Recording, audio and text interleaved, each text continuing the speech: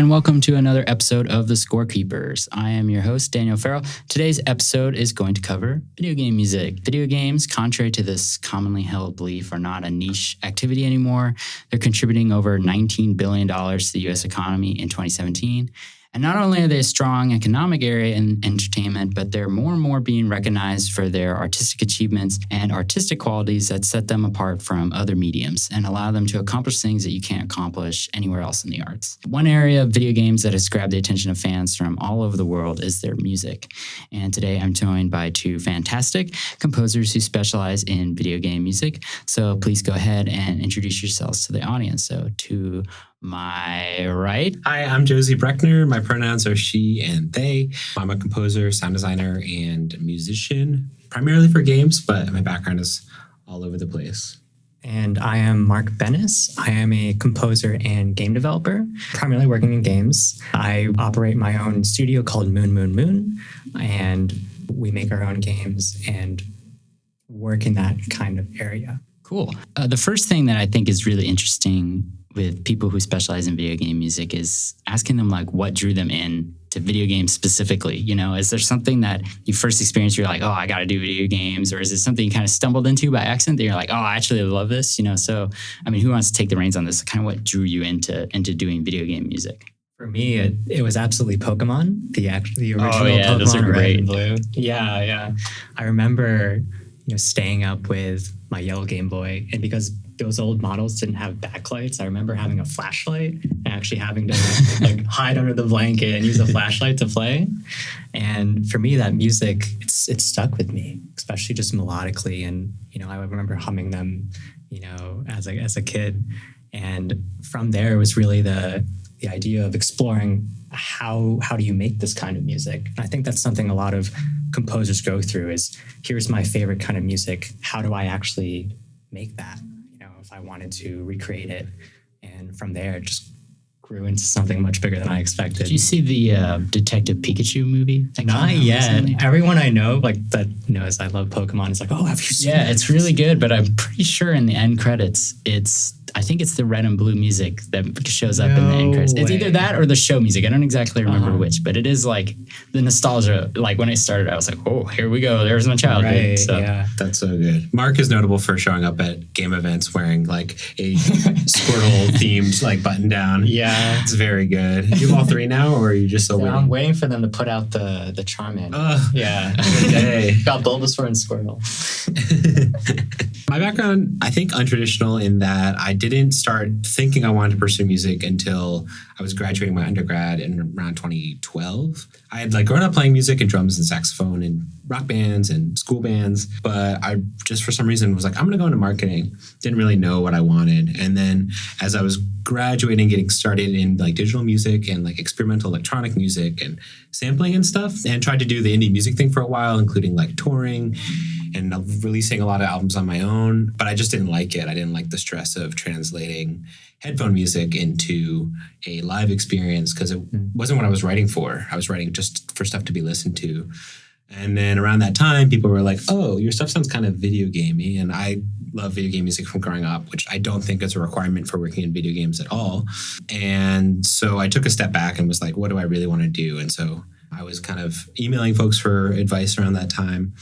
And kind of the main thing I was receiving was just kind of focus on one thing, and that'll help people understand what you're about and where you want to go. And I think it'll clear some branches for you down the road. So that definitely was a big turning point in my career for me.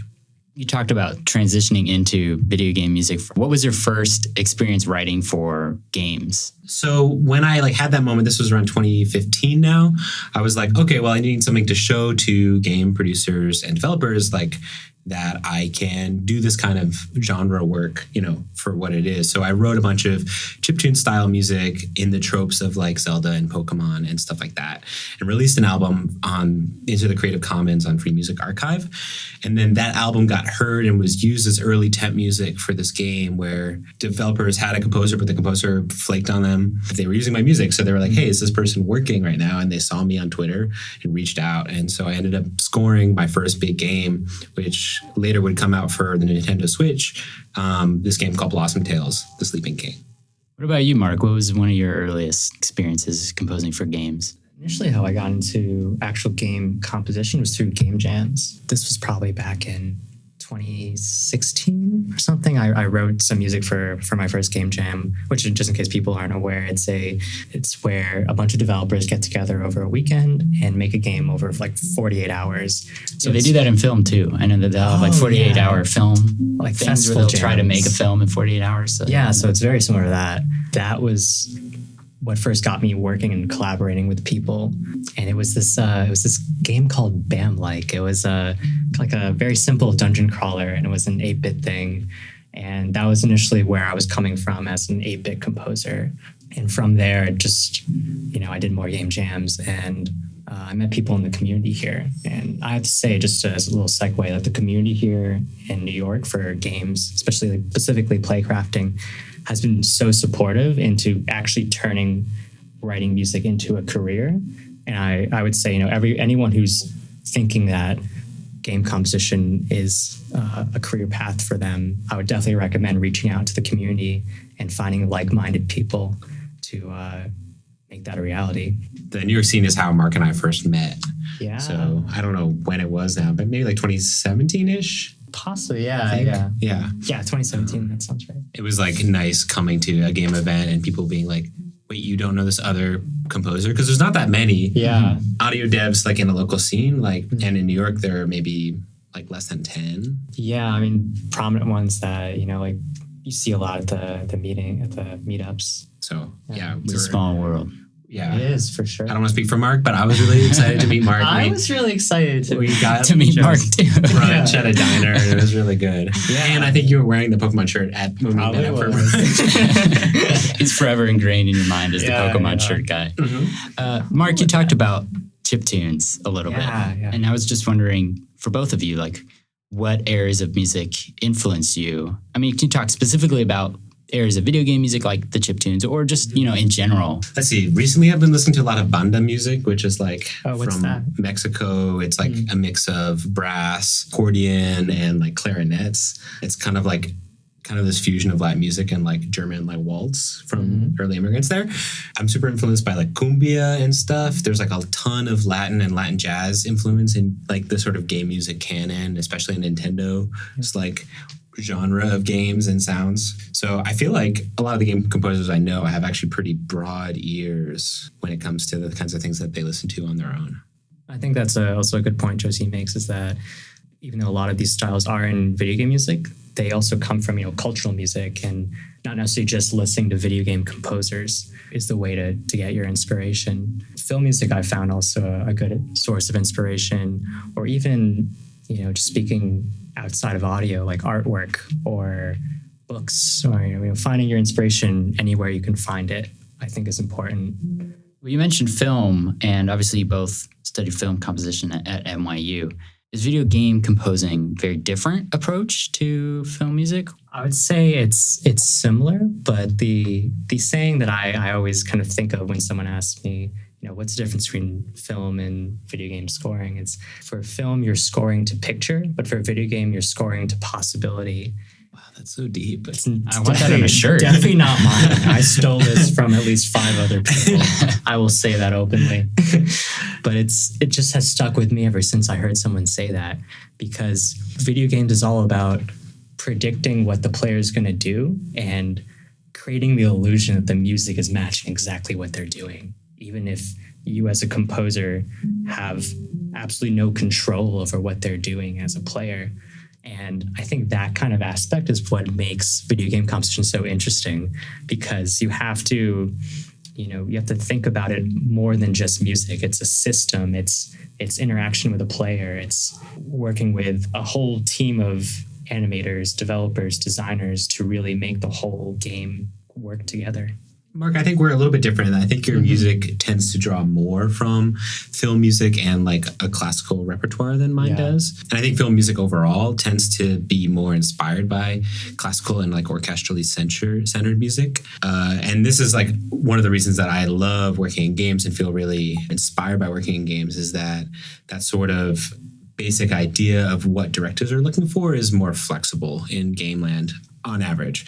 I think, if you talk to your average director, they're going to be looking for a score that involves strings and or piano because you're scoring around like dialogue and stuff like that. And in games, you can get away with, like right now I'm working on a score that's like primarily like accordion, like electric guitar and Latin instruments. And I just don't think that would fly in film world as much. Probably not. It would sound really cheesy, but like I think there's like more room for kind of idiosyncratic or like goofiness in game music, which I really appreciate. Mm-hmm. Do you find that video game music allows you to, how do I say this, a more open like collaboration versus your projects with films? In terms of like working with a director? Yeah, working with a director and even timeline, if we want to touch on that, deadlines and expectations for delivering. I mean, I do think, given that we've the three of us have been exposed to like a lot of working composers in the film industry talking about their work, I think a common theme you hear is how tight timelines are.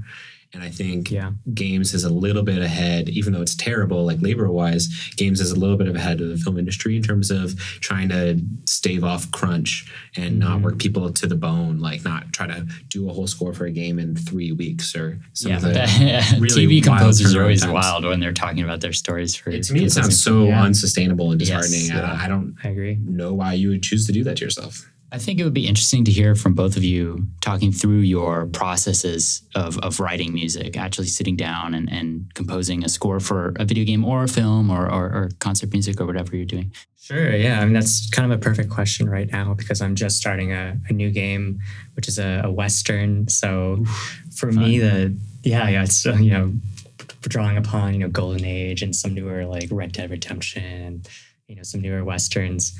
But for me, the process really starts with discovering the sound of the score, because I find if I don't dedicate enough time to really figuring out what's my instrumentation, what are the sounds I want to include, what's the heart of this game. If I just jump in, then the music kind of feels scattered and doesn't really feel focused. And I think the goal for any larger game is you want the score to sound cohesive, as if it's all part of this one world that your music inhabits and enhances. So for me, like the process I'm going through right now is, making templates in my DAW and, figuring out what instruments can I really hear in this world and what combinations can I hear? What are the tonalities and progressions that can work with this? What are you working with on that project very early on? What are you working with as a sort of reference guide? Obviously film, we have a film that we're looking at or even a rough cut, but for video games, what is that? Is it concept art, that kind of thing? Or what is it normally that you're given? Yeah, initially in the beginning phase, I usually get some concept art. For this project, we're working on a trailer that's like a teaser trailer. So we have rough cut of the trailer, some animation, and the developer I'm working with is on Francisco Gonzalez. He's the one-man band of game developers. He does the programming, the art, the writing. So working with him, it's probably a little bit simpler than working with a bigger studio where you have all these departments. But I'm fortunate enough to have like a really good relationship with him that, I can just send him stuff on a whim, be like, oh, like, what do you think about this? And he'll send me art and that's still in progress. But, I would say getting anything you can get your hands on, whether it's like a rough cut of a trailer or some concept art. Yeah, I think generally more often than not, you're working with a lot less because you're very rarely scoring stuff to picture in a game.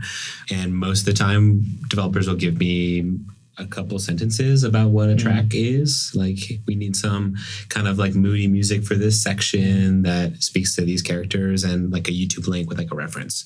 And that can be it. I think I've been lucky to work with developers who are very trusting and like really it seems like a colossal amount of trust is placed in the composer. Just go off on their thing and just do it. Yeah, I mean, and of course, like you send demos at the beginning that are kind of like giving some light to the developers, like what you're thinking of. But I really do think that games want to find music that has its own voice and that can say its own thing. So most of the time I'm working with folks who are like eager to sort of hear what my pitch is and incorporate that and develop visuals sometimes alongside the audio, which is really cool. Mm-hmm. And for that game that you're working on right now, what was some of the references you got to get started on that? Like, they know they wanted that Latin style, or was that something you found on your own? Right. No. So I'm working on this game called Best Friend Forever, which is being developed by a studio in New Zealand. And it's a genre of game called dating sims. So basically you're a character in this fictional version of Wellington, New Zealand, going around and like meeting folks in your new home that you just moved to and asking them out and getting coffee. And then there's also this dog component because you got to take care of your dog, and it's like a dating sim meets like a Tamagotchi scenario. Right, yeah. And so when I had pitched to them initially, because it was just a tweet and I had sent them my reel and a track that I thought might be in the genre. And then I knew they were looking for like something cute and like electronic. So I had this one track that did us for a game jam. Yeah. And I thought that track was like kind of corny and jokey, and it was like had a beachy vibe with like MIDI, like very obvious MIDI guitar. I think I know the track you're talking about. Was it that kind of like beach vibe? Yeah. Oh, I love that. It's always great when we can sneak in just like really bad MIDI and they'll just take it. Well, yeah, I mean, that's like where games also has more aesthetic flexibility is that like the new Pokemon game that just came out, Pokemon Sword and Shield, intentionally uses low quality MIDI stuff because that's the aesthetic that folks were used to from Pokemon Black and White or X and Y. But yeah, so for this game, that was like a big like reference. They're like, yeah, this feels like really on the nose. Like we would love to talk to you. And so they'd also send some stuff from one of the Pokemon games, and they sent me like a 2-hour bossa nova video. So I'm like kind of finding like the middle ground between all these different references, which sonically are all over the place, but it's my job to kind of like distill them into one cohesive sound like you were talking about. Yeah, definitely. One of the things you were talking about, Mark, was referencing, having the music feel like it's reacting to the player like flawlessly. And I want to fill this in for the audience. When you're composing for film or TV, a lot of the time you're kind of approaching it left to right. Time just moving straight forward and the piece developing as you go. But video game music is often this layered approach. Things are synced to events happening in the game, parameters going off. And I was wondering if you guys could like talk about that whole process of audio implementation and how that works with video game music. Right. Yeah. I mean, it's a big topic, and I think the more familiar you are with implementation and middleware, the more dynamic you can make your music. And for a recent project that I worked on, Wolfenstein Youngblood, it was very much, my job on that project was very much with integration and figuring out how to make a system dynamically change to combat in that game. Because Wolfenstein is like a traditional shooter, and the music has to respond to when you start combat, when you leave combat, when you're stealthily hiding from combat, and when you're just exploring. So the system itself it has very strict parameters, like how many enemies are around you. Does a guard know that you're in the vicinity? Are they attacking you? But with those very simple parameters that are like set in stone, you can say, oh, if you're in battle, crossfade between this one track to another track. Whether it's Wolfenstein or any other kind of game, it's really figuring out what are the parameters I have in this game and how can I change the music somehow when those parameters change to create that one-to-one sync between the music and the visuals. Yeah, I mean, so like in the biz, we call this like linear music in film versus non-linear music, which is often in games or in theater or other areas where things are happening in real time. I think like the like kind of quintessential example of like non-linear stuff is like in games when you go into the water, you kind of low pass all the music so that it has this immersive feeling of being underwater, which is hard to do if you're not using one of these softwares. Middleware is the name for this kind of software that allows you to like on the programming side of things kind of do some nice fun niche things with the audio. So I'm working on this game called Extreme Beat Punks Forever, and we're just getting off the ground with the implementation for season 2. So season 1, we just were working in a game engine called Unity, which has some audio features, but it's very bare bones and limited. And if you want to do anything fancy, you really have to hard code it in. But now because we're using Fmod, we can treat it much more like a film. It's a very narrative game. And so at these emotional segments, that allows me to build a like sort of folky guitar loop at the beginning of the scene that climaxes throughout based on where the player is in like different text moments in the script. Yeah. And then by the end of like this scene, when the characters part ways or the episode ends, because it's an episodic game, we can like actually just go to like the final chord and have it all be nice and synced in time. So it feels like you're playing through a movie, which I hope will be really powerful. Yeah. How has your composition process changed between season 1 and season 2? Because I found it really interesting that you worked with the first one without middleware, and now that you have it, is that changing how you're thinking about it? A little bit, yeah. It means we'll have kind of longer and a little more square sections, like guitar strums that'll have to be a little more on the beat so that when they loop, you're not getting weird artifacts from cutting badly. Even without Fmod, like there's still a lot of cool stuff you can do in native audio engines like Unity. Like we, for that game for season 1, had all of the fight themes be kind of like covers of each other. So there are 4 main characters and each character has their own fight theme. And each fight theme is a different genre to represent each character. So, you know, on one extreme, you had like electronic and like hardcore glitch music. And then on the other hand, you had like anime orchestral rock. Yeah. And so those songs were structured the same so that they could crossfade between each other at any time, which is straightforward to do in something like Unity. But compositionally, it was like, okay, I have to have like this piano chord line up with like this like bass slide moment and like these like sweeps and stuff. So it was a weird task, like very, very unique to that one. Yeah. But stuff like that will be a little bit easier now that we're using it. It sounds very rewarding when you get it to work and it clicks and it just seamless, like you said, you know? Yeah. I was reading an interview with, I'm probably going to butcher her name. She's Irish, but it's Eimer Noon. She does... the conductor? Yes, the conductor composer. Composer. And she was saying that, you know, video game music, when you're talking about these non-linear compositional tools, is very much like a little puzzle. And, you know, she was quoted as saying that Mozart would have loved it because it's just a puzzle that you have to figure out. So when you guys are doing this, what are the things that you love about doing the non-linear things? And then what are the things that you're just like, I hate this? I think, so if you're not using fancy middleware, like there's and this like in the history of game music, most game music is loopable. It's kind of like the basic non-linear 101. If you have a track that can start and end with the same notes, you can just loop it forever and then you get like the Mario theme song or whatever. And so that is great. And that's how I'm so used to writing at this point that I don't even think twice about it. Like for me, putting endings on something is kind of weird and feels alien. But it is like a kind of chore. You're like, okay, what can I do differently to like hide this loop this time around?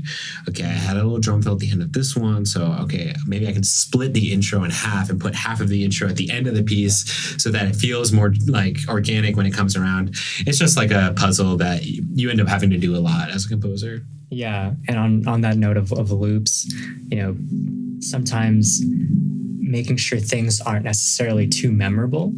You know, because if you have this like very memorable like, you know, tubular bell hit in the middle of your loop. Love tubular bells. Bells so great. Much. So great. Why can't they be in everything? They will be in everything. When we work together, Mark. Yeah. Tubular bells solo. Oh yeah. The entire score will just be tubular bells. Yeah, the church knew what they were doing when they got that started. They nailed it. But definitely, like, you know, if you have that, you know, that bell hit in the middle of a loop and the player subconsciously, you know, hears this bell loop every like 25 seconds, then that's going to ruin immersion because they're going to be like, oh, it's just looping. And like, I recognize this. So if you have it's almost you're on a tightrope between making the music interesting and engaging, but also not too engaging that player realizes how unique it is. You know? Yeah, that must be, I think, one of the most challenging things, you know, when you're talking about loops in video game music is how do you make this music interesting to the point where the player is like, this is nice music, but also to the point where after listening to it for like 15 hours, you know, of going through this area in a particular game, they're not like killing themselves of just like, oh, this music is so annoying. They just have it like ingrained in their brain. Is that something you're conscious of like, how do I do that balancing act? Oh, yeah, for sure. And I have to say that Pokemon Red and Blue is a masterclass of how to make a loop listenable after like the 100th time. Because somehow I still love the music and I have listened to it probably more than 100 times. What Mark isn't saying is that, Mark, when you were an undergrad, Mark wrote a like paper and presentation and transcribed all of the music from Pokemon Red and Blue and presented it at Game SoundCon. So I didn't necessarily present it. It was kind of like my own personal project. Oh, okay. Yeah. Why? I think you gave like a speech on it. Oh, that was a related thing. So you transcribed the entire... soundtrack. Yeah. Wow, I imagine that there's probably not one of the earlier people to do that. I mean, it probably didn't exist in sheet music initially at all. No, it didn't. And the reason I know that is because I spent hours searching for it. Because that when I was getting into doing composition, I was like, oh, I need to study these scores. But they, no one had transcribed it exactly to how the sound chips, actually produced the music. Because not to get too deep into this, but the sound chips of the Game Boy have essentially 4 channels. There's 3 pitch channels and a noise channel, which is essentially percussion. Mm-hmm. And a lot of the transcriptions I would find are like, oh, for piano, or reductions in some way. But I think a really core thing to understanding, the history of video game music, especially with these hardware chips, is understanding exactly what their capabilities were and transcribing it exactly to those capabilities. It is one of those things, I think, with video games where it is that technology that after a while becomes not obsolete. I don't want to say obsolete. Obsolete sounds so bad, but it kind of gets lost. I remember watching, very similar to what you're saying, I remember watching like a featurette about when they did the 10-year remaster of Halo, and they had very similar difficulty. None of the music back then, it was all on like the synths and stuff like that in the game, because it was so, it was early 2000s, 1999 or 2000 it came out or something. Something like that. They didn't have any of it transcribed. And then when they came to remake it, it was like, okay, well, now we want to do this with an orchestra, but we don't have any of the music, and the computers that made this like don't exist, and we don't have the things, and they had to go through and transcribe everything. That's so wild. Yeah. Also, like, there was some really cool stuff in the early Pokemon music, like all this polyrhythmic and these repeating cycles that didn't line up. So they solved one of the early solutions to that problem of repeatability, as Mark goes into in this YouTube video, which you can go to YouTube and watch and listen to Mark. Yes, definitely share the link for that. Yeah, totally. It's great. I love it. I've used it in classes. Oh, really? Like to give little presentations. So like have these like these loops of different length, so that when they repeat again, you get different parts lining up. Interesting. Yeah, and I think something that I always admired about these composers from the 90s and 2000s is they used the technology and found ways to take advantage of it and make it do things that you'd never think of, like the loops from the original Pokemon. That was kind of the solution that they had for these games that had very tiny memory for their game. They took a restriction and they made it into a unique thing. Exactly. And I think that's something I kind of miss from all the technology we have today, in that we can do so much. It's almost like you have too much available. It's nice to sometimes be in a box. Yeah, and have to figure out how to do that really well. Right. That's maybe something I would encourage people to explore, like find the limitations in your workflow. I was going to jump in. Yeah, I don't know if this helps make you an easier segue for you. That in terms of restrictions, we were talking about like orchestration and instrumentation restrictions, but I found myself coming back to a lot thinking about motivic restrictions. So there's this composer, Chris Christodoulou, who did the soundtrack for Risk of Rain initially and has done a lot of other work.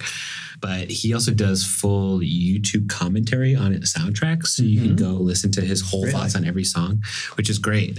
And so for this game, Risk of Rain, he had a 4-note motif that he just used in every song. And I was like, okay, this actually makes my life really easy. If I can just figure out the motif, the first thing I'm working on, just come back to it every time.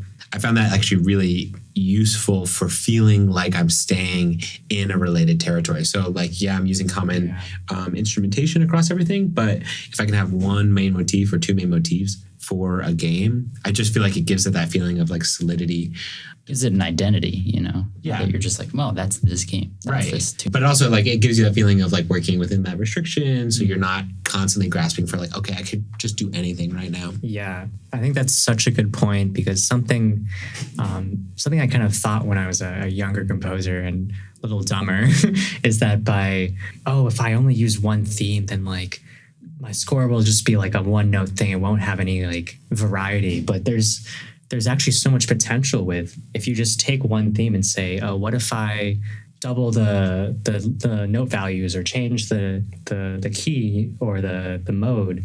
There's so much potential with one idea that I think it tests our mettle as composers of how do I take this one idea and push it as far as I can. And it's not really a sign of, oh, I'm not creative enough that I only have one melody, Oh, no. I think most And everybody's barometer for good composers is what they can do with so little, you know? Definitely. Yeah. Yeah, the Celeste soundtrack is another soundtrack that is recent and does that to the max, where Madeline's theme. So this game Celeste. The soundtrack is by Lena Raine, who's this awesome composer based out of Vancouver, I think. And the soundtrack is just so compositionally tight. She's awesome. She's so cool. Yeah. That's all I have to say about that. When you were talking very briefly about technology, you know, we were talking about the early limitations of video game processing and things like that. Has it changed a lot recently? And I know, like, for film and things like that, there's been like big leaps done, you know, very recently. Is that the same said to be true in video games? Has there been a lot of technology like VR, AR, you know? Yeah, I think I'm mentioning VR and AR. That's definitely the recent advancement, I would say, in game audio, with spatializing sounds and actually creating a 3D audio soundscape.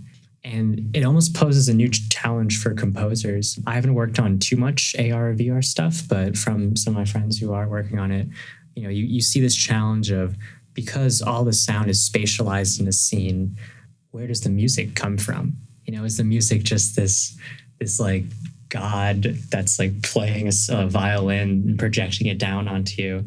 Early film was like that, you know, when they switched over from silent film, they were like, where's this orchestra? Is it in the sky? Right. So we're almost going through that same situation with games now, and you know, finding that balance between spatializing actual diegetic music and having it, you know, non-diegetic being in the scene. And I think you see that it's more noticeable, especially in VR and AR. Yeah.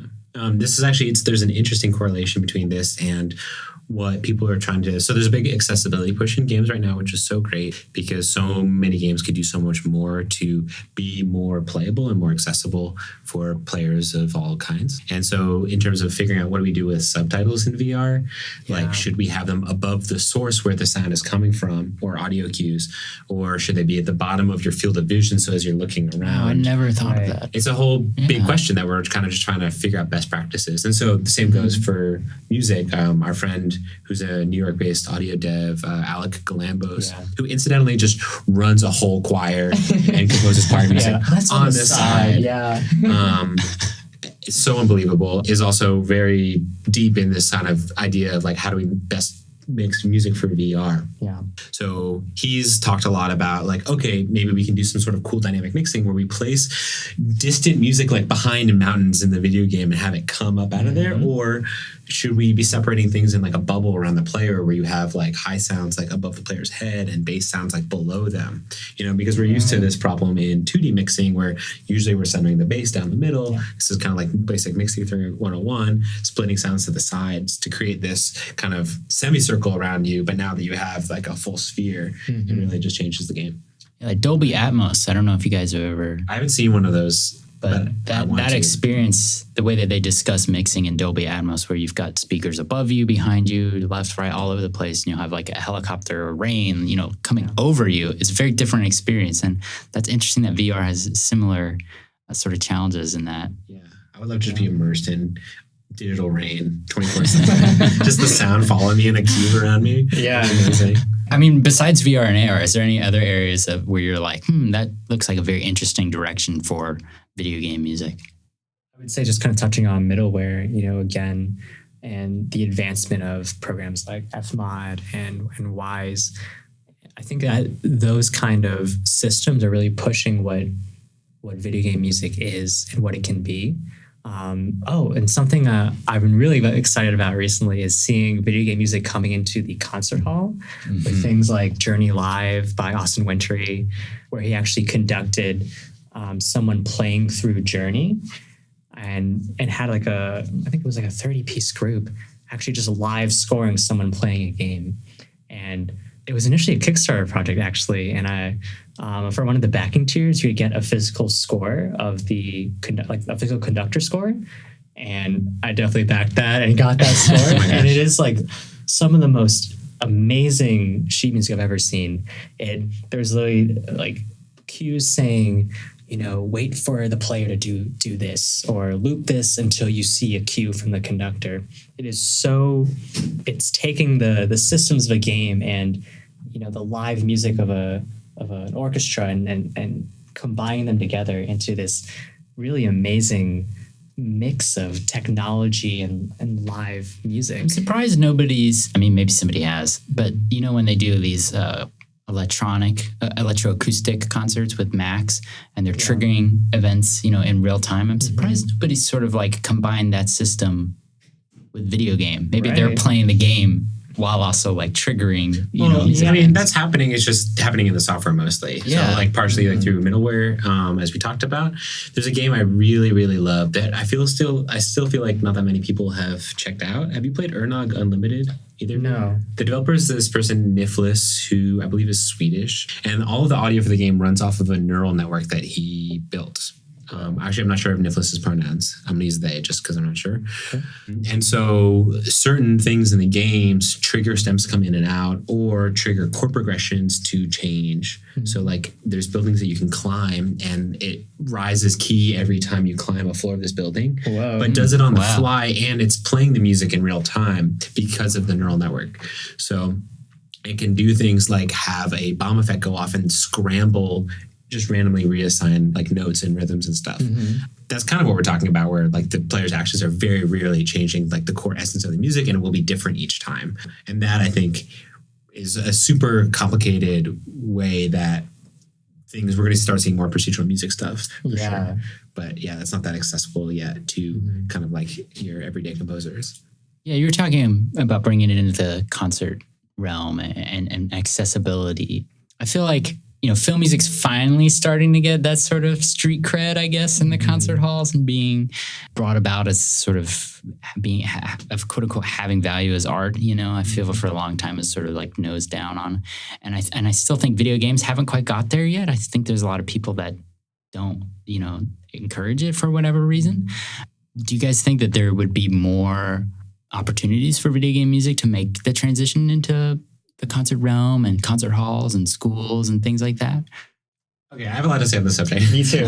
Go for it. Yeah. I do think that's something that's very much happening. Like there's a ton of orchestration things going on right now. Our good friend Bergs, our composer based out of Seattle, and are reorchestrating a lot of Pokemon stuff. And that stuff is going to be played live. And they've been involved with those projects. And it's awesome. It's so cool. From a like the sort of are video games like maturing in the public eye kind of question, which is like a whole other conversation. We're at a weird state right now in games land where, so I mean, obviously I come from the background that all art and all work and everything you do is like political, and you can't really divorce the politics of things, especially things where you're just wantonly killing people, because like so many games are based around first person shooter action and sort of like unthinking violence. And I'm not anti these kinds of games, but the developers who make them will say really ridiculous stuff like, oh, this isn't a political game. Like, oh, this is set in a fictional version of Uzbekistan, so this doesn't mean anything. Yeah. And it's just like that sort of immature attitude, I think, is a little ignorant of the realities that we live in. So I think there is amazing video game work out there that is highly political and highly artistic and very cool. And a lot of it's happening in the indie space, not in the AAA space, because of the AAA space is so driven by commerce. But I think we are seeing more stuff that has more of like an artistic soul because it can acknowledge its politics. That's all I have to say right now. Yeah. No, but I see where you're coming from. Like, just kind of quickly on that note, something I see from AAA versus indie developers is you see a spectrum of execution versus innovation.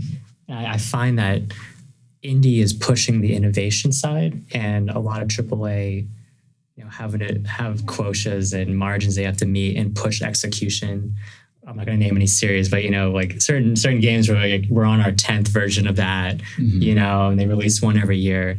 You get different kinds of thinking behind making these games, but from a creative standpoint, I find that musically there is a lot of potential in the indie scene, and to go back to our topic of music in the concert hall.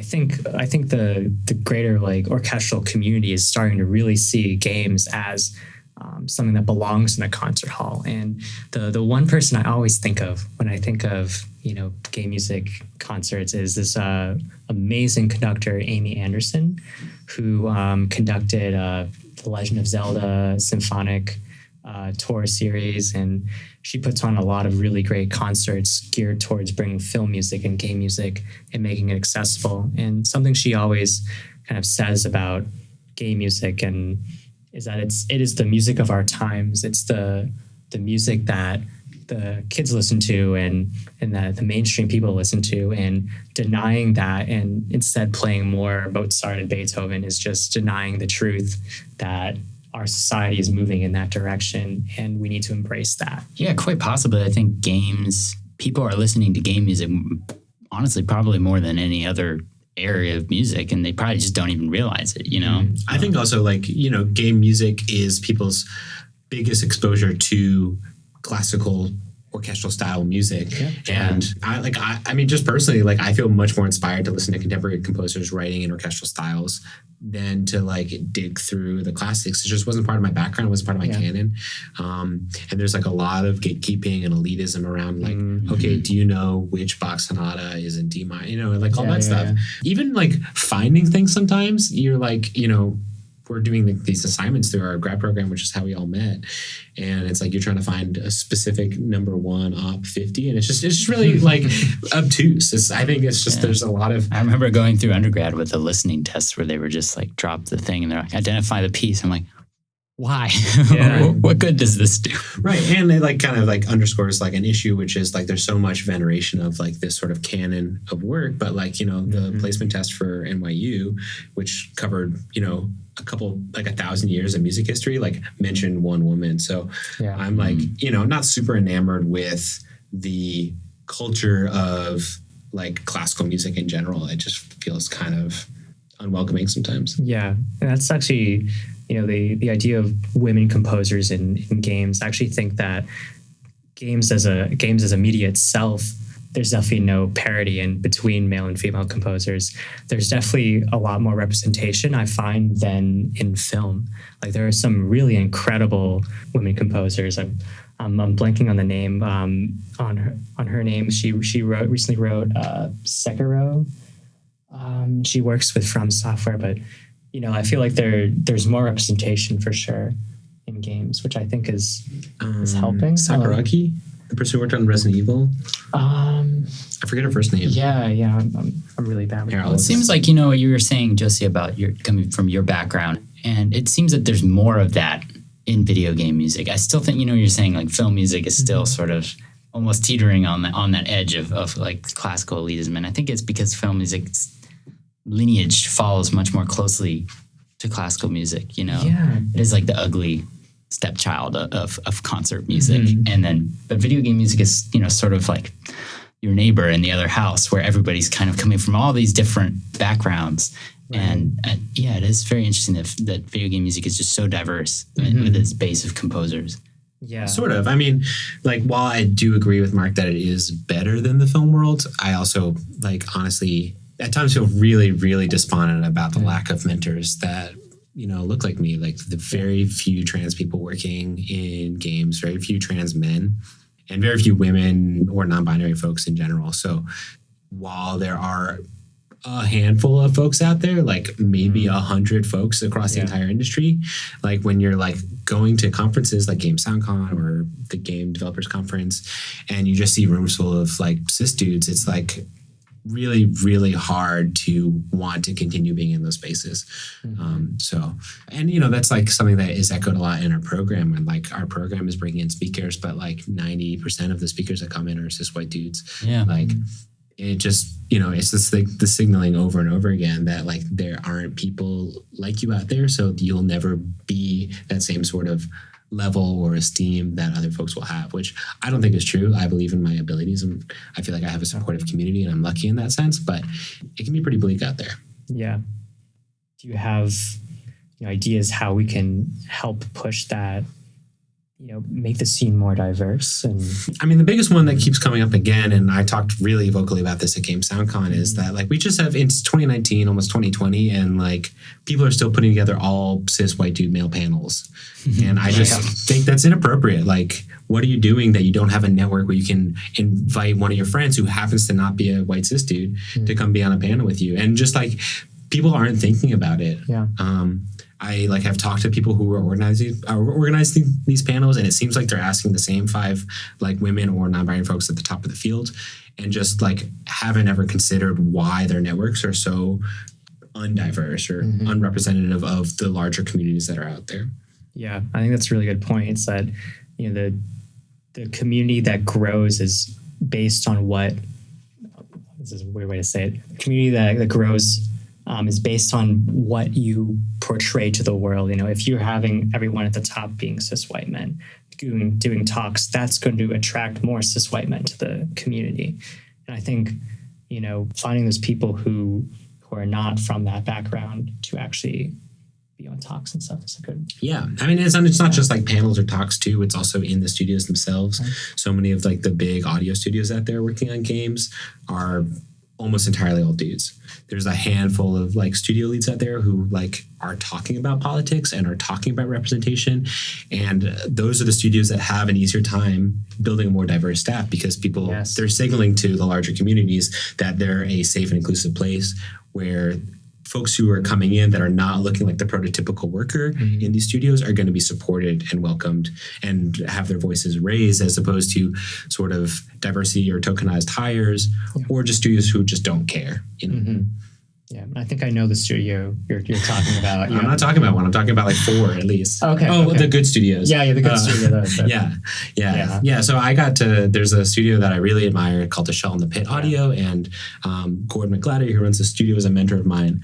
And so like when we were mentoring together, we were talking about representation, we were talking about unions, and it's just like so refreshing to like hear that with someone who does have a lot of clout in the industry, because on the flip side, I've talked to studio and audio leads at studios who say that they don't feel like they have power over other people, while at the same time they're responsible for hiring teams of like 10 or 20. These are my representation hot takes. No, that's good to hear. I think it's very valuable. I was hoping we could talk about some of your projects that you guys are working on currently.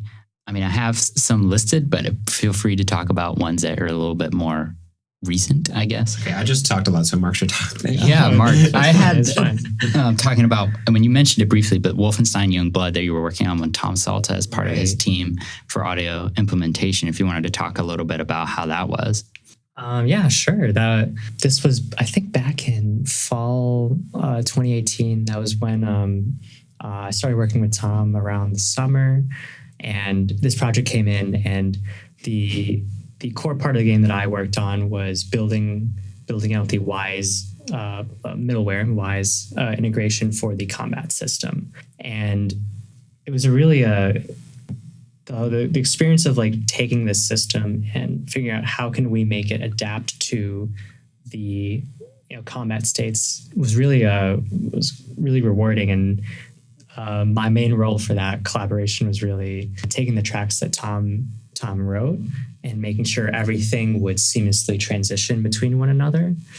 I guess but some people may not expect is when you hear this music in the final product, everything is seamless, everything works very smoothly. But to actually fine tune those kind of things, it takes a lot of trial and error and a lot of very close listening, because whether it's determining like how one track fades into another, determining the way certain things overlap. But yeah, it definitely made me better at integration and understanding how to do that kind of work, which I think is essential for composers nowadays that want to take that work and do that for their own indie projects or other things. I think a composer who knows middleware and knows how to actually program their own music will be more valuable than just a composer who knows how to write music. For that project, was there any back and forth with Tom, when you guys put everything in, and if something maybe wasn't quite working, was it something that would go back to the compositional stage, or was it solely let's figure this out right in the implementation stage? Right. There was a mix of that. Sometimes it was in terms of the system. We experimented a little bit for one of the combat tracks with creating different intensity levels of combat. So imagine, you go from just like sneaking around, then you fire at a guard and they know you're there, then you enter a combat state. And we were experimenting with taking parameters like how many enemies around you, how long you've been in this combat state, and saying if these certain parameters are met, you increase to a combat intensity level 2. So it added percussion or more intense guitars, and figuring out how we wanted to, what the parameters were to actually change between those states was something we talked about. The system itself allowed some leeway to be creative, because integration isn't just about finding parameters and just like putting them into very technically. It could be a very creative thing too. When you're working on a game, that's obviously, I don't know how many Wolfenstein games there's been at this point, but one that's been a sequel. Is there a lot of holdover from previous games in terms of their implementation? Do you start with something and then tweak it, or are you starting from scratch each time? I think the team, Machine Games, they worked on the previous revamp of the Wolfenstein series. So I think they had a lot of systems in place from that, even on the implementation side. Because when I jumped in, they actually had a core system already in place that I could kind of work off of. It wasn't just me just building out the whole thing. Like, it was very obvious they had a system in place and like an audio director who had some kind of continuity, I think. Yeah, and I wanted to talk also about a project you've been a composer on. So if there's something more recent, but I have one that was a AR title, The Worst Grim Reaper Soulmates. Oh, yeah. Oh, that was such a fun one to work on. I thought that was cool with the AR. We were talking about AR earlier, if you wanted to just talk about that. Or... I just want to jump here and just kind of sure. I feel like Mark's underselling himself a little bit. Like, Mark is incredibly highly skilled, as a composer, came from a composing and computer engineering background, but to be able to do all the wise stuff at the level you were doing it for that game, I feel like it's just way leaps and bounds ahead of most people in the industry. So Mark's making it all sound very easy and it's just a simple project, but there's a lot. It's big. It's a big project. Fine and detailed and very specific work that I don't think a lot of people could do. Thank you. But I do find that, especially for those bigger projects, you really are working on a team, and it is very much a big project where you have to really know your role. And obviously, I'm not saying implementation is easy. It's definitely not. But, you have to know your kind of restrictions, just take that and run with it. Yeah.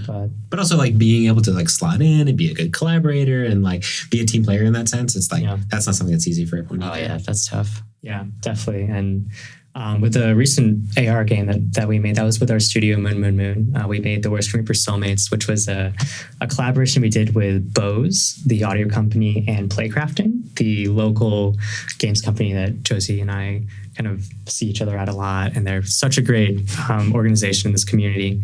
We had done all the development for that. So something it's a more personal journey for me. I found myself moving more towards game development and studio management and more development rather than just solely audio. And for me, that's really shown me how to take the entire pipeline for audio, from programming to implementation to composition, and combine it all into a very holistic process. And I think, I'm not saying composers should go and make their own games unless they really want to. I'm saying it. I think it's a good experience. I know you've been dabbling a little bit also and making some of your own stuff. And I think by doing that, you learn so much more about the process, and you honestly just develop a sense of empathy for programmers, for artists, for people who are not necessarily doing what you're doing, because when you actually experiment with that and see what it takes to program exactly how in C# and Unity, how to link up audio into your game, you understand more of that. It makes you a better collaborator in all ways. And Josie, I had here for you the Extreme Meat Punks Forever game that you worked on. I don't know if you wanted to talk a little bit about that. Yeah, I feel like at this point, that's the game that people associate with me the most. So it's like a heavily indie project. Me and my now friend, Heather Robertson, been working on iterations of it since like early 2018. So we had season 1, which consisted of 6 episodes.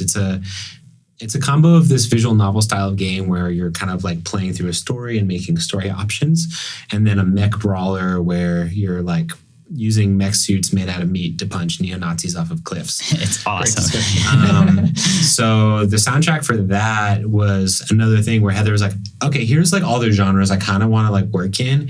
Can we turn this into a cohesive sound? So at the end of the day, and it was very much a process of discovery, the soundtrack became this kind of like folk punk, bluegrass, western, country, horror, sludge rock. Sludge mix. rock. Yeah. I did a lot of like pitching down guitars and stuff to just kind of get like moodier and dirtier sounds.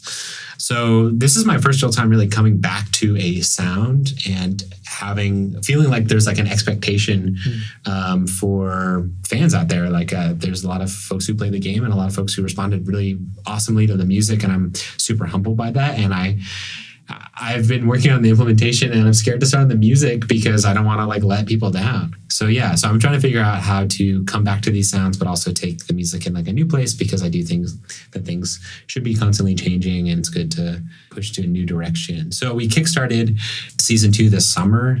We raised like just over $26,000 to fund all of our team members for the game, incredible.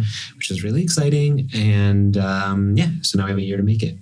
Are you revisiting? I know you're saying that you were going to make it cohesive, but also different. How are you balancing, making it a sequel, but also kind of new? So I feel like this sort of like Western inspiration was a core of the game. Like we had different genres associated with different characters, like I talked about earlier, but like the land and the terrain was like, it's following our crew, these 4 characters, Brad, Leanna, Cass, and Sam, while they're like running from like the fascist cops. And so they were escaping out of the South in a sort of rebranded US. Their like time zone region is called Hell Zone time. And now they're moving more towards like the meat punks. The whole thing takes place in a fictional US called Meat World. And the Ozarks are now the Rorschachs. And so now we've been transitioning, I think, more from country to like a bluegrass sound. Which does mean I'll probably need to hire guitarists, because I feel like bluegrass guitar is more technically complicated than country guitar. Yeah. And I'm self-taught on guitar. So, but with a bigger budget, we can hire more people. So I'm excited to sort of explore just something that a little more moody and darker. The gang has been through a lot in season 1. And so they're affected and changed. And so the music is going to be kind of as rough as they feel now. Is there any other projects you're working on besides this one? Yeah, so I'm working on the dog dating sim. You don't date the dogs. Best friend forever. I've been doing sound design with some local friends for this game called 1,000 Deaths. And that's a game that's going to be kind of like Mario 64, where it's like a collectathon 3D. You play the TV. What's the experience in that of doing sound design? It's been great. I haven't ever done just sound on a project, so it's nice to just not worry about the music, except for making sure that the tones of the sound line up well with the music that we have. But it's really refreshing. Doing sound design stuff is very detail-oriented, as Mark knows. And it's kind of the same thing. Like I'm trying to figure out how to get like these sonic motifs together so that all the sound design coheres as one unit. So because you are a television set with legs who's like jumping around and using a jetpack and stuff, a lot of the sound design is stuff I've chopped up from analog and CRT style TVs, and like knobs clicking and like electric fuzz and like stuff like that. So that's been pretty fun. Mm-hmm. What about you, Mark? Any projects you're working on right now? Yeah, actually similar to Josie, I'm also working on a sequel of a past project I did. I'm working on a game called Rosewater, which is a sequel to Lamplight City, which was a kind of like detective mystery adventure game, which had a very orchestral sound. So I'm kind of facing a lot of the similar questions that Josie is how do I take the sound of this original game, Lamplight City, and give it a fresh take for Rosewater, which is a Western, but it's set in the same world as Lamplight City. So, whether that's, keeping a similar palette or, saying I want to change that, but keep similar motifs. So that's kind of the challenge I'm going through right now, and seeing kind of from a stylistic point of view is what kind of Western we want it to be, whether it's a more traditional like golden age kind of Western, like the big country or some of that big orchestral sound, or if I want to go in a more like modern take, or not necessarily modern, but like I'm thinking like Red Dead Redemption, which is a more like gritty and ambient kind of take on it. Yeah, that's kind of the main project I'm moving into right now, and we're doing also a little bit of development on our own. So we're working on a prototype for our next The Worst Grim Reaper game, which is fun to kind of bounce between different fields, whether it's writing music, making music, or sound design. And something maybe I wanted to ask Josie about is, when you're jumping between different roles on a project, whether it's sound design or composition, how do you balance it all? How do you balance that? And what's your approach for that? For me, I feel like all these things are kind of using different parts of my brain, and I feel like it's really actually helpful to avoid burnout, which is something that we talk about a lot. Yeah. Because it's so prevalent all over the industry. Because we just live in a capitalist society, and capitalism encourages us to work ourselves to the bone. But I think just being able to be like, okay, today's a music day. And then for my friend Prush, who I'm working with locally, it's like I get to go to his apartment and pretend like we're at a studio and hang out with his cat. So that feels very different than working at home. And it's a really nice change of pace. So I don't know if I have like a secret there. I like doing all that different stuff. Yeah, but I think just to touch on it briefly, like mental health as a freelancer or a composer, whether you're in-house or not, I think that is very important to keep your mental health in check, especially because most composers I know are very solitary, because that's just the nature of our work. Of the art, and just because we are essentially working for ourselves, creating a business that for our own work, being mindful that most jobs expect people to work 40 hours a week, and because we work for ourselves, I find it easy for myself at least to, find myself overworking and working past that 40-hour this whole year I've been overworking. Yeah, and it's terrible. It's really bad, and it's hard to, especially when you have a big project and you're like, oh, I just want to get this to be the best thing it can be. It's easy to lose focus of that and lose sight that, oh, maybe I need to actually schedule time to relax. That's actually something I've been trying to do. It's tough. I often will sit down and I'm just going to work to like finish it. And I look at the clock and I'm like, oh, it's like 11 o'clock at night. I probably should have stopped working like 5 hours ago and just picked it up the next day or something like that, but it's challenging. Yeah. I mean, I come from the belief that 40 hours a week is already too much. So when you're working 50 hours a week, 60 hours a week, you're like 3 times into the red, like more than you should be. The scary thing is that like I've been working so much and I feel like my brain is telling me that I haven't sacrificed quality. Yeah. So it's just like, there's this like kind of like sickening sense of like workaholism. It's like, oh, I could do this forever. But a very wise friend who I'm thankful for pointed out, like, well, just how much better would your work be if you were resting an appropriate amount and not working on weekends, or not working every night right now, or not working every day? I feel like I've been just really burning that candle at both ends. And it's tough because being in a grad program, you don't have full control over your schedule. Mm-hmm. And I'm just excited to like get out of the program, honestly, and be able to have more control over my time again. Are there any other topics you guys want to talk about related to what a sweetie Mark is? Sweetie Josie is. Just on the note of mental health, I don't know if we should include this. But like Josie definitely helped me get through some projects, where I felt like I was being overworked and I wasn't keeping good check on my own health. I think having a support network that you can lean on and really not feel self-conscious about reaching out to, I think is so important. And I only really realized it when I found that I needed it, when I found that I was in that situation where I needed to reach out to people. So even though composition is a solitary work, it doesn't mean it has to be a solitary life. Yeah. I think it's so hard with like creative fields, of getting this work-life balance, because at least for me, I'm often looking at my work I know it's work, but don't see it kind of as work. Mm-hmm. You're like, I really enjoy doing this. It's not like work or you sit down.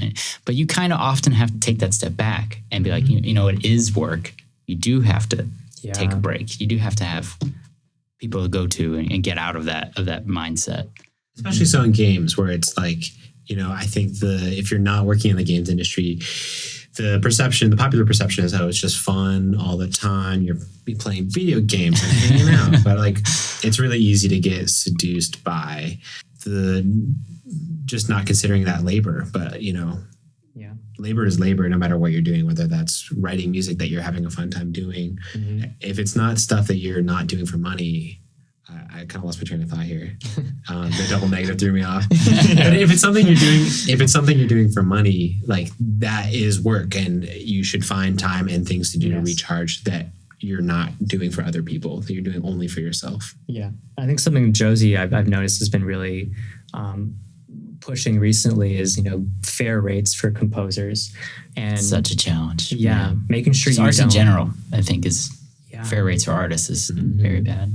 Yeah, and having, a network where you can reach out to and say like, what are you charging for music? And having an open dialogue with other composers, because there might be this false perception that other composers are your competition, but really they're the people that are going to help you through the things you're going through, because they're the ones who know what you're going through. Mm-hmm. And making sure you're not undercharging, undervaluing yourself, because like as Joey says, labor is labor, and writing 90 minutes of music, even though that could be a really fun thing, that could be a really exciting thing for you to do, that's work. That's a lot of work. Yeah. And you need to be aware of how much of the value you're giving your clients, of the value you're bringing to a game. And I definitely think clients and directors and game producers and people in all these fields that work so often with artists and composers should feel very open to approach us to ask about rates and figure out, because I feel so often they're so afraid, and then they just ask you out of the blue, and then if you don't fit in their price range, they're like, well that's it, and they don't really have an idea of what is a good amount for any artist. Yeah, or on the flip side, like I know I've had so many conversations with composers about being afraid to charge more because you're worried about scaring away a client, and I always approach the conversation as like, here's my center rate, which currently in 2019 is like, I start around $800 per minute. Mm-hmm. And if you need more complex stuff from me, we're going to talk about doing higher numbers. But if you need less, then we can talk about lower. Or if your budget is really tight, we can talk about skill trading. Like you teach me some programming and I'll give you this kind of reduced rate discount. But setting that like sort of bar for yourself, and then when you are making discounts, making it very clear to the people you're working for that you're discounting for them helps, I think, sort of make sure that they don't take advantage of you. And for folks starting out, like this is kind of the conclusion we've come to in the games composer scene, just having a lot of talks about this online. Yeah. There's a hashtag, what's music worth? We've been tagging a bunch of these conversations. But for those starting out, like I really want to encourage folks out there doing their first jobs to just try pitching at least $300 per minute of music, which feels like a ton of money. It's not what I charged when I was starting out, because for me, $75 a minute sounded like a lot in 2016. But I think you'll be more surprised than not when you're advocating for yourself strongly, people are able to make those budgets happen. And then again, like when they're just not working out, skill trading is always an option that I think a lot of people don't consider. I think an important thing you're talking about is almost like benchmarking your rate and discounting down, versus just saying just saying like, oh, I know this client won't be able to afford my real rate, so I'm just going to pitch them like half of it. I think it's really important to let a client know how much you really think your work is worth, and compromising with them, whether through skill trades or other things down, or whether you just really want the project and you're willing to sacrifice a lower budget just because you know it's something that exactly lines up with what you want to be doing. But having that reference, and something I also encourage people to do is to really understand the business of contracts, approaching negotiations in a very professional way. Because something I find is, if you set the tone for your professionalism, then your clients will follow you. Whereas if you just show up to a negotiation with like, oh, like how does, kind of speaking off the cuff without really knowing what you're saying, then you're kind of setting that tone that, oh, this isn't an official thing. Some people might even say like, oh, we don't need a contract. But if you approach it, if you do that, you're just setting yourself up to be taken advantage of. Yeah, and it's definitely happened in the past where I've been on projects where I've realized that like I've been working on this and we didn't even sign a contract, and those are some of like the tougher moments to really like figure out how to navigate those situations. So in every case, 100%, a contract will always help you. Never do work without a contract. Never do work There's no without reason a contract. It's just not worth the pain and trouble it can cause down the road. Because even like you can get taken advantage by people who are trying to get free music out of you, but I think more often what happens are people with good intentions end up taking advantage of people around them just by this sort of vacuum of clarity and communication. Yeah, totally by accident. So even if it's someone you trust, and especially I think if it's a friend, because it'll help a lot of hard conversations later, just get in a contract. Your future self will thank you. Yeah, 100%. Yeah. Where can people find your stuff? I'm probably most active on Twitter at Visager Music. That's Visager Music. Visager is the name I've been putting soundtracks out under, or my website is visageraudio.com. And you can find me also on Twitter at Mark_Benis, Benis spelled as Benis. And if you're curious about what we're doing as a studio, Moon, you can find us at moonmoonmoon.camp. Awesome. And I'll have links for everything. So if you're curious about something that somebody talked about during the episode, I'll try to get a link to that in the description. Okay. Thank you both again for coming in and speaking today. And big thank you to our... Thank you. Thanks. In our tiny little studio room. It's cozy. It's not tiny, it's cozy. And big thank you to our listeners for tuning in and supporting this show. If you've enjoyed this episode, please subscribe.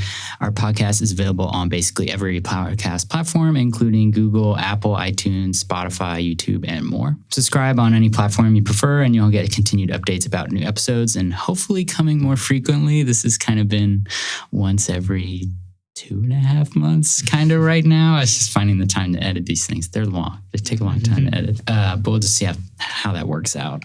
For a complete platform list and episodes, visit our home at www.danielfarrellmusic.com/scorekeepers. And if you haven't already, take a listen to episode 2 of The Scorekeepers. I was joined by guests Michaela Smith and Hunter Hansen as we discussed new music, explored their processes and styles as composers, and responded to a wonderful iCareIfYouListen.com article about social advocacy in new music. So go check that out if you haven't. All right, we're out of time. So this has been The Scorekeepers. See you next time. Yay. Good work.